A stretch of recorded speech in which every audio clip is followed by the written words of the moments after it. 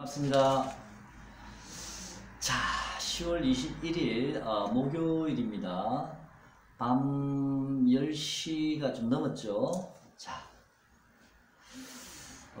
시장이 굉장히 좀 어렵습니다. 여러분 굉장히 지금 힘드실 텐데요. 제가 지난번에도 한번 이런 경우에 제가 말씀을 드린 적이 있는데 이렇게 이제 주가가 올라가다가 한 번씩 이렇게 크게 이제 조정을 주지 않습니까? 예, 물론 뭐 지금은 하락 구간이 아니고 이제 물량을 청소하는 과정, 뭐 표현이 맞을지는 모르겠습니다. 청소하는 과정이지만 우리가 또 이렇게 한번 이렇게 크게 급락한 이후에 다시 조금 반등이 들어오면 또 여러분들께서는 또 하락할지도 몰라라는 공포감에 또 조금 오르면 또 던져버리시거든요. 또 팔게 되고 또 언제 빠질지도 몰라. 바닥에 아직 안 나왔을 수도 있어. 이렇게 초반부에는 그렇게 또 하시거든요. 또 그렇게 생각하시다가 또 올라가다가 나중에 어느 정도 또 올라가다 보면 이제 하락을 할 거야 라는 생각을 미처 못하게 되거든요. 왜? 눈만 뜨면 계속 종목별 올라갔으니까요. 잊어버리는 거죠. 그럴 때 또 세력들은 한 번씩 때리거든요. 앞으로 주식 투자 하시면 이런 경우를 뭐 계속 맞이하게 될 텐데요. 제 생각에는 여러분께서 만약에 주식으로 돈을 버시려고 하신다면, 이 시장에서 살아남으시려고 하신다면, 물론 뭐 화려한 테크닉도 좋고 또 100명 중에 뭐 10명만 돈을 번다라는 얘기도 있지 않습니까? 그 중에 5명만 보고 나머지는 뭐 허수아비라는 얘기도 있는데, 그런 상위 5%가 되기 위해서 열심히 공부하는 거, 저는 그럴 필요가 없다라고 보고 있습니다. 뭐 그렇다 해서 우리가 그런 자금력이 있어서 상위 5%가 되기도 쉽지는 않고요. 주식에 정답이 어디 있습니까? 근데 그런 거는 몰라도 여러분께서 살아남을 수 있는 방법은 간단합니다. 의외로 그냥 내가 진입해야 될 때 진입하고요, 내가 물러나야 될 때 물러나는 거, 그것만 정확하게 알고 계셔도, 그것만 정확하게 지킬 수만 있어도 여러분들께서는 주식시장에서 살아남으실 수가 있고요.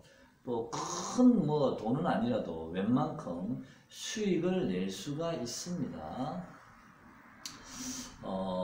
제가 예를 들어서 만약에 지난번에 제가 9일 재진한 두산 퓨어셀을 매매를 할 때 제가 여러분께 지금 시장이 제가 가지고 있는 보조지표상으로는 지금은 가열권에 이미 진입이 되어 있습니다. 지금은 조심해야 됩니다. 언제 무슨 일이 벌어질지 모릅니다 라고 제가 계속 여러분께 영상 올릴 때마다 위험 사인을 드렸습니다. 이미.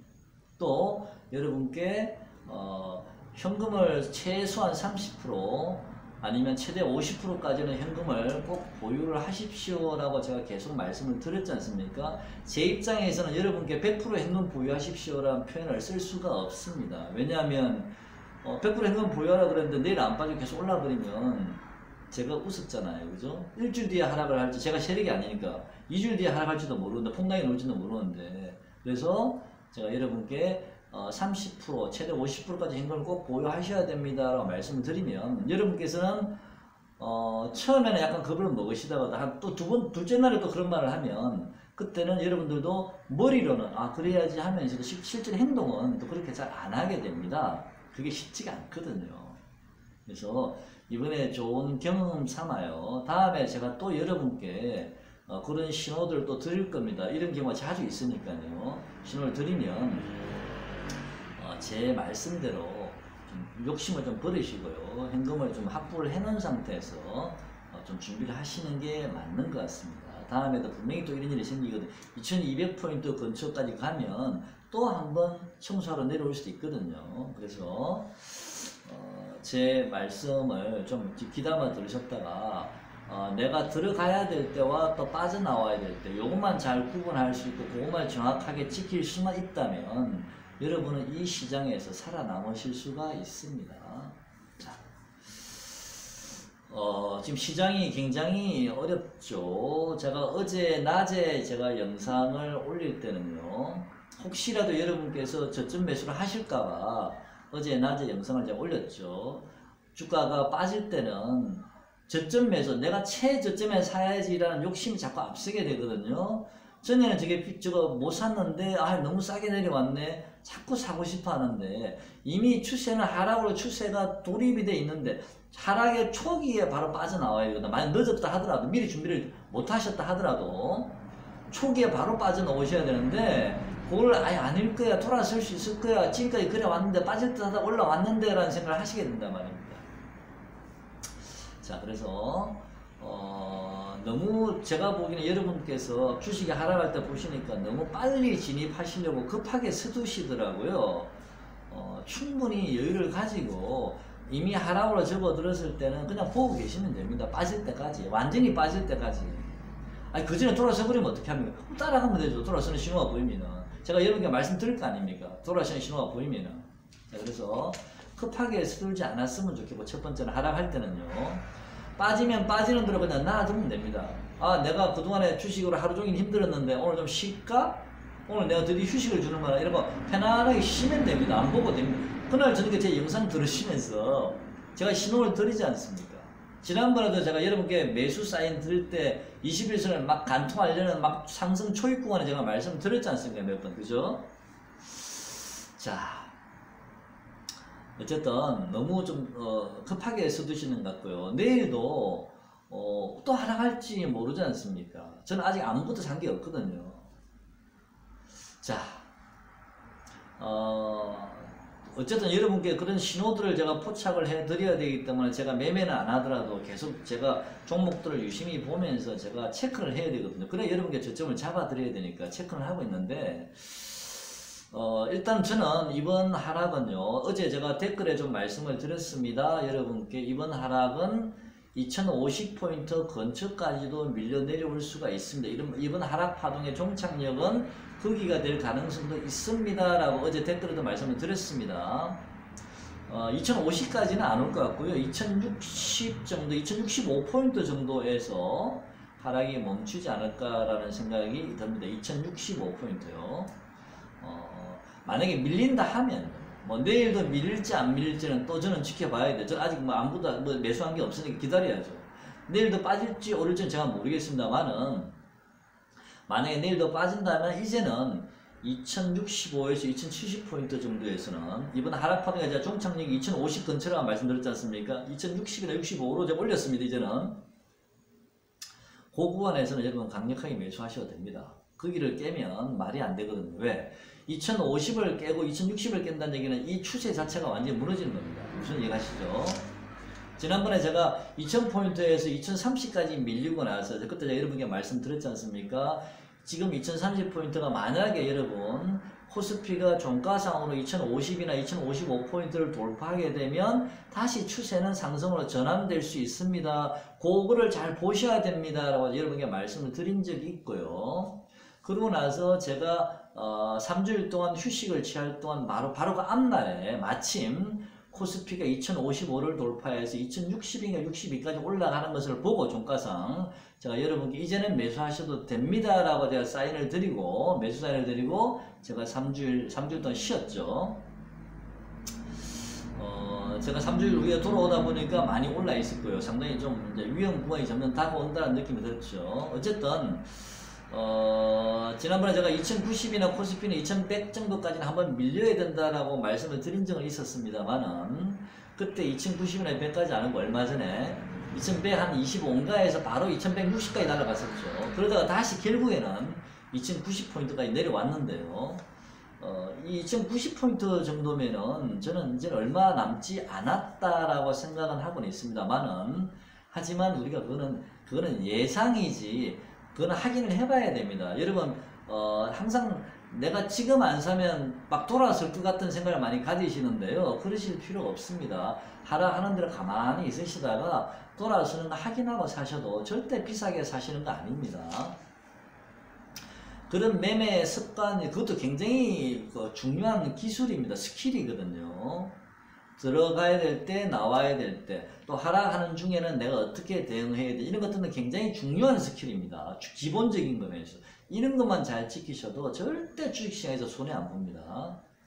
그래서 오늘은 제가 여러분께 종목을 말씀드리는 것보다 앞으로 또 2200포인트 가면 또 밀리게 되고 2250포인트 가면 또 크게 하면 밀릴 텐데 그럴 때 또 이런 상황이 발생이 계속 될 수가 있거든요. 그래서 좀 이런 것들을 자꾸 좀 여러분께서 몸에 익히셔야 될 듯 합니다. 그런 매도 사인을 드리면 그대로 받아들이셔서 머리로만 생각하고 몸으로 옮기지 않는 그런 행동하지 마시고요. 네.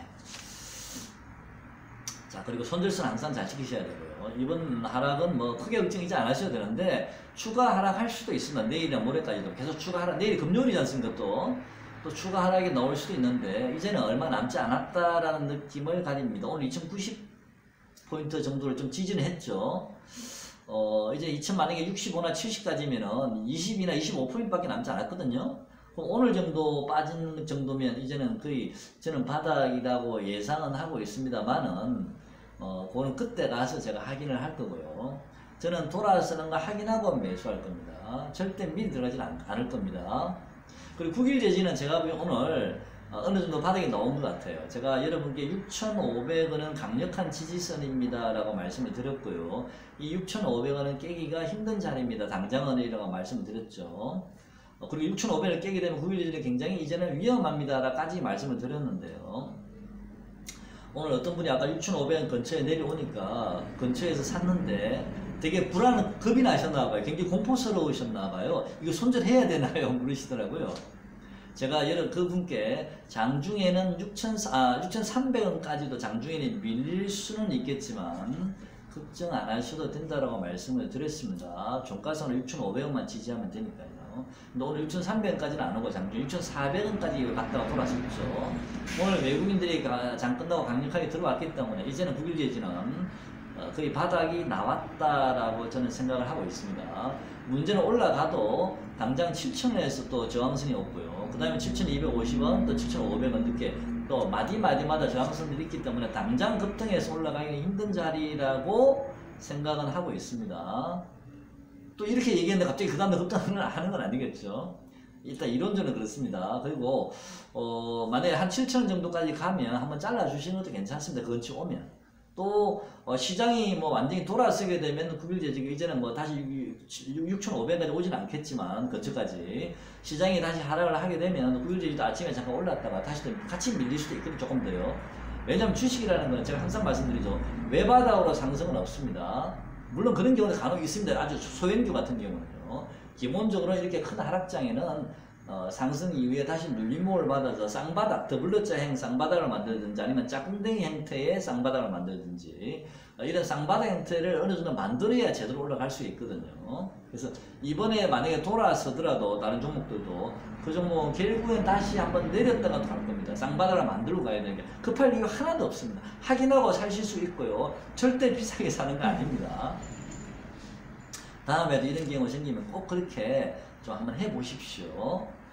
9일 재지는 어느 정도 바닥에 넣은 것 같습니다. 지금은 이제 외국인 수급도 보고 하니까요. 오늘 만약에 못 사신 분들은 또 기다리시면 기회 주실 겁니다. 오늘 사신 분들, 저쯤에 사신 분들 있죠? 그분들은 뭐 알아서 파십시오.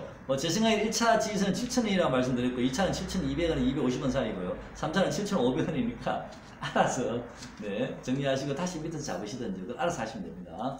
아니면 그냥 보유하셔도 되는데 알아서 하십시오. 모르겠습니다.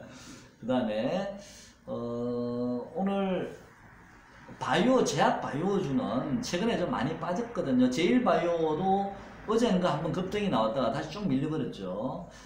제일바이오도 이제 거의 하락이 나온 것 같아요. 조금 더 빠지면 한 4,600원, 제일바이오 얼마인지 모르겠네요. 아까 4,600원인가 5,600원인가 하여튼 그 자리에 있었던 것 같은데 800원인데 4,800원이었나요?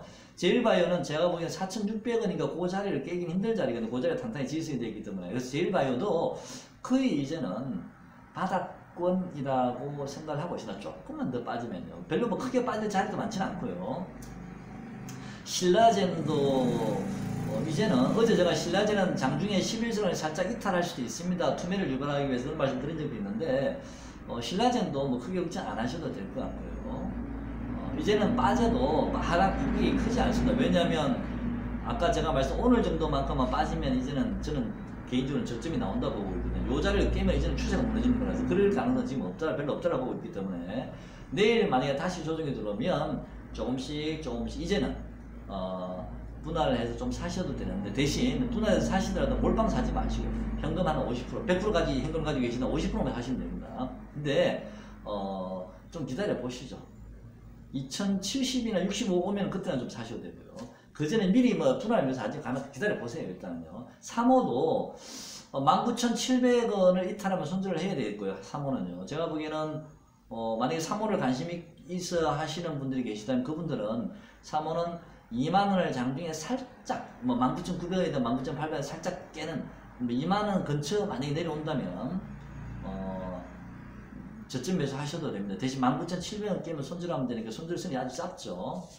뭐 그때까지 2만원 근처가 내려올지는 제가 모르겠습니다만 뭐 그럴 가능성도 없잖아요. 있으니까 한번 지켜보시죠. 아니면 지금 26,600원이니까 뭐 잘 지켜보시면 될 듯 하고요.